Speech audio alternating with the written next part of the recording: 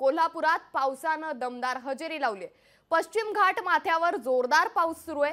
पावसामुळे राधानगरी धरणात पाण्याची आवक सुरू झाली आहे।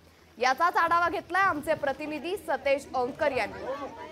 कोल्हापूर शहराबरोबरच ग्रामीण भागात मुसळधार असा पाऊस कोसळायला सुरुवात झालेली आहे आणि धरण पाणलोट क्षेत्रात देखील मोठ्या प्रमाणावरती पाऊस कोसळतोय।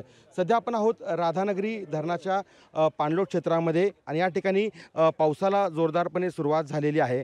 खरं तर मान्सूनची प्रतीक्षा आहे ती कोल्हापूरकरांना मोठ्या प्रमाणावरती होती। उर्वरित राज्यात काही ठिकाणी मान्सून दाखल झाला आहे, मात्र कोल्हापुरात दाखल झालेला नव्हता। मात्र आता धरण पाणलोट क्षेत्रामध्ये मोठ्या प्रमाणावरती पाऊस पडायला सुरुवात झालेली आहे आणि धरणामध्ये देखील मोठ्या प्रमाणावरती पाण्याची आवक होऊ लागलेली आहे। सध्या धरण आहे ते 27% भरलेलं आहे आणि गतवर्षी याच दिवशी हे धरण साधारणतः 20% भरलेलं होतं। साधारणतः 7% वाढ जी आहे ती खरं तर या धरणामध्ये आपल्याला पाहायला मिळते।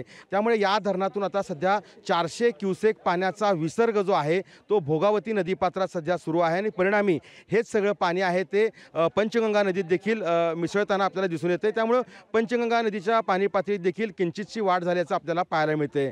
एकूण जर पाहिलं तर बळीराजा देखील मोठ्या प्रमाणावरती मान्सूनच्या प्रतीक्षेत होता आणि आता ही प्रतीक्षा संपलेली आहे आणि कोल्हापूर जिल्ह्यामध्ये पाऊस दाखल झालेला आहे। त्यामुळे बळीराजा देखील सुखावल्याचं आपल्याला पाहायला मिळतंय। सतेज औंकर, लोकशाही मराठी, कोल्हापूर।